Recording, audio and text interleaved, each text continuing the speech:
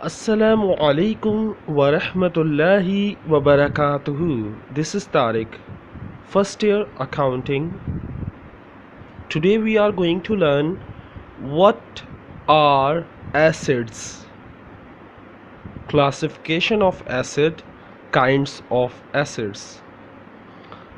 Acid क्या है इसको ज़रा समझिएगा, और एक आपके पास पेन होना चाहिए और एक नोटबुक होनी चाहिए जिस पर आप लिख सकें, जिसे हम उर्दू में रजिस्टर कहते हैं।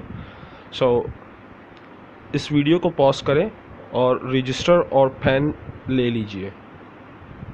सबसे पहले तो ये बात समझ लें कि एसिड्स क्या होते हैं। एसिड्स हर वो चीज़ होती है जो कारोबार में इस्तेमाल होती है, हर वो चीज़ जो कारोबार में इस्तेमाल होती है और मालिक की अपनी होती है, मालिक की अपनी हो और कारोबार में इस्तेमाल होती है। फ़र्ज़ करें यू आर द ओनर, मिसाल के तौर पर आप ओनर हैं और आपके पास जो भी चीज़ कारोबार में आपकी इस्तेमाल हो रही होगी वो एसिड होगी। लेकिन एक शर्त होना ज़रूरी है, हर वो चीज़ जो इस्तेमाल हो रही है अगर उसे बेचने जाओ तो वो मार्केट में वैल्यू रखती हो। फॉर एग्ज़ाम्पल, मिसाल के तौर पर अगर मैं आपसे कहूँ कि आपके पास एक पेंसिल है, एक पेन है, सही है, एक पेन या एक पेंसिल की बात ले लेते हैं जो आपके पास है, या नोटबुक की बात कर लेते हैं, या अपने कोर्स की बात कर लेते हैं जो आपने मैट्रिक में पास किया। अब ये किताबें जो आपके पास हैं, जो लास्ट ईयर आपका कोर्स जो आप पढ़ चुके हैं, अब इसको अगर बेचने जाए तो ये आपको क्या देगा, कुछ ना कुछ अमाउंट ज़रूर देगा। It means market value. अगर आप इसे अगर इस कोर्स को जो आप इस्तेमाल कर चुके हैं, बेशक वो पुराना हो गया है, लेकिन आप मार्केट में देने जाओ तो आपको कुछ ना कुछ पैसे मिल ही जाएंगे या उसके बदले में कोई चीज़ मिल जाएगी। तो जो भी चीज़ मार्केट में वैल्यू रखती हो और आपकी अपनी हो वो एसिड है। एक और शर्त लागू होती है। पहली शर्त मैंने आपको बताया आपकी अपनी होनी चाहिए, दूसरा मार्केट में वैल्यू होनी चाहिए उसकी, और तीसरी वो साल के अंदर ख़त्म हो जाए, यानी साल के अंदर उसके अंदर अप्स एंड डाउन हो, यानी उसमें कमी हो या इजाफा हो, कमी हो इजाफा हो, कमी हो इजाफा हो, यानी साल के अंदर उसमें कमी इजाफा होना लाजिम है। ऐसी कौन कौन सी चीज़ें हैं जो एसिड्स होती है? I am talking about current acid. First I am talking about current acid. साल के अंदर जो ख़त्म हो जाती हैं वो करंट एसिड कहलाती हैं, और साल से ज़्यादा जो वक्त गुजारती हैं वो फिक्स एसिड कहलाती हैं। ज़रा दोबारा से सुनिएगा, आपकी अपनी चीज़ हो, मार्केट में वैल्यू रखती हो, कारोबार में इस्तेमाल होती हो, और अगर वो साल के अंदर इस्तेमाल होकर ख़त्म हो जाती है तो वो करंट एसिड में आती है। अंडरस्टैंड? अच्छा, करंट एसिड कौन कौन से होते हैं जो साल के अंदर ख़त्म हो जाते हैं? कैश, कैश को आप कैश इन हैंड भी कह सकते हैं। ज़रा टेक डाउन लिख लीजिए, कैश इन हैंड या कैश, बात एक ही है। बैंक या कैश एट बैंक, अगर मैं बोलता हूँ बैंक या कैश एट बैंक, यानी जितना पैसा मेरे बैंक में है, if I am using for my business, so it is my asset. Okay, so cash और बैंक, ये दो करंट एसेट।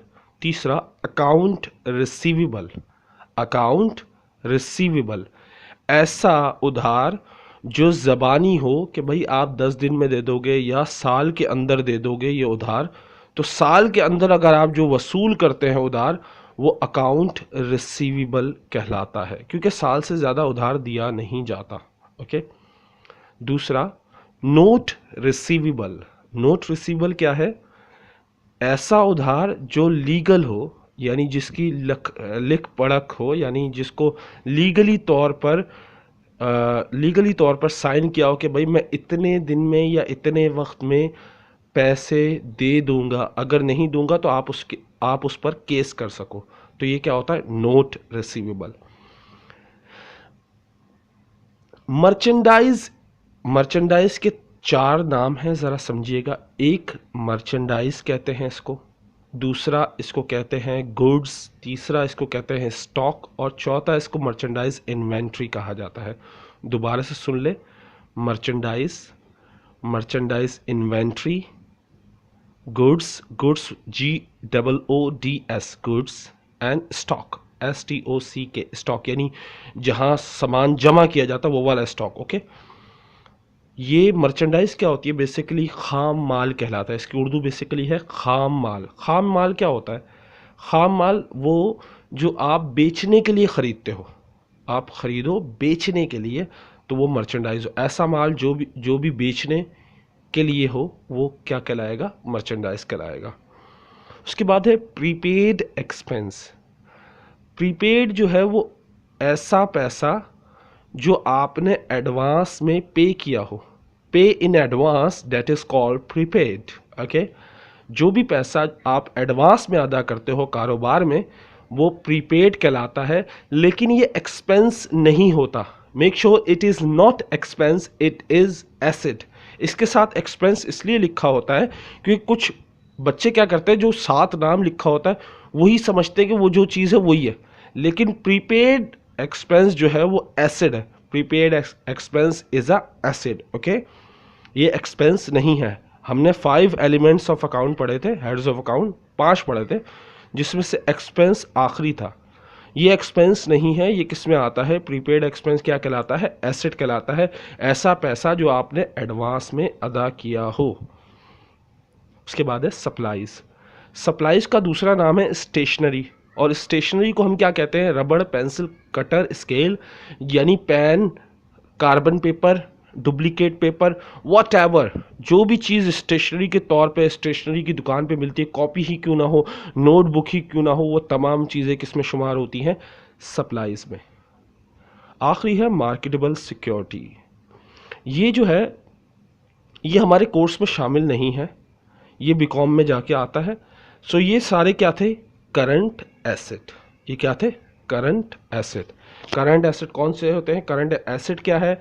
ऐसी चीज़ जो आपकी अपनी हो, यानी कारोबार में आपकी अपनी हो, मार्केट में वैल्यू रखती हो और कारोबार में इस्तेमाल हो रही हो, तो वो क्या होता है? Current asset. लेकिन करंट एसेट का मतलब साल के अंदर ख़त्म हो जाए। लेकिन यही चीज़ अगर आपकी अपनी है, मार्केट में वैल्यू रखती है और अगर साल से ज़्यादा वक्त गुजार दे, तो वो फिक्स एसेट कहलाती है। अब फिक्स एसेट क्या है, ज़रा गौर फरमाइएगा।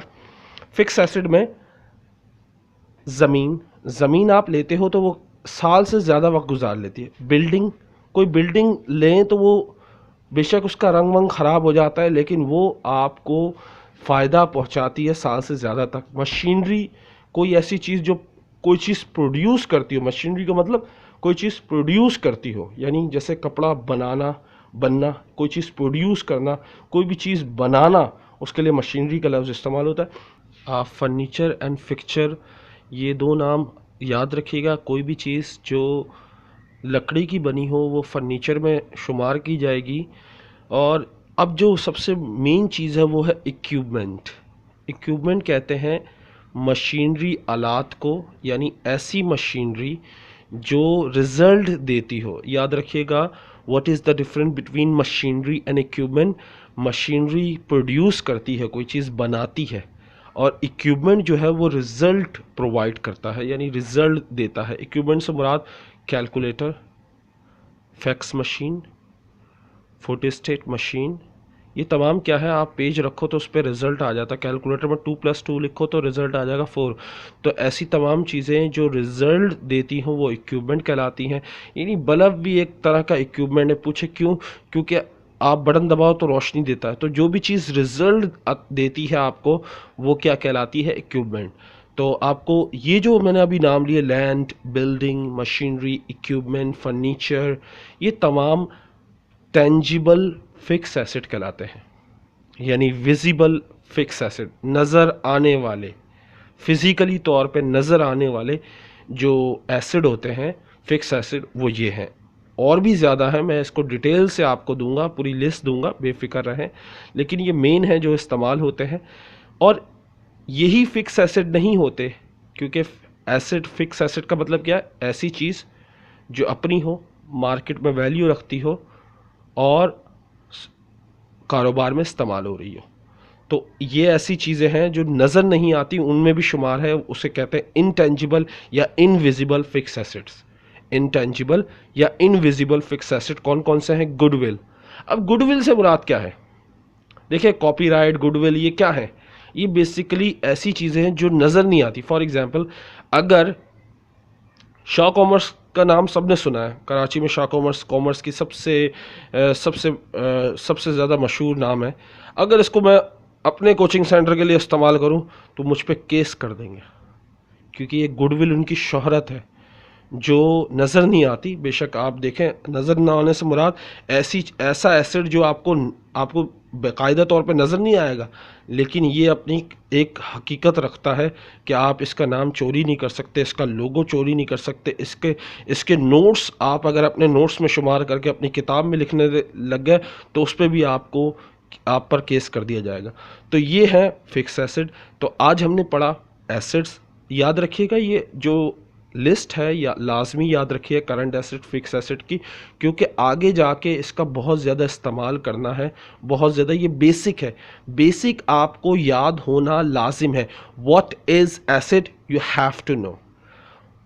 Classification of asset, current asset, fix asset, अगर आपको याद होंगे तो ही आप सवाल हल कर सकते हैं, अदरवाइज़ नहीं कर सकते। तो ये चीज़ें जो है वो लाजमी याद करना है। इसकी पूरी लिस्ट दूंगा और वीडियो के नीचे मैं इनकी डाउनलोड लिंक्स भी सेंड कर दूंगा, यानी ये जो नोट्स जिनसे मैं आपको पढ़ा रहा हूँ ये भी मैं आपको फ्री ऑफ कॉस्ट दूंगा। दुआओं में याद रखिएगा। और अगली वीडियो में हम पढ़ेंगे लाइबिलिटीज़, यानी वाजिब अदा कर्ज क्या होता है और इसको हम कैसे इस्तेमाल करते हैं। अल्लाह हाफिज़, take care, bye bye, Tata.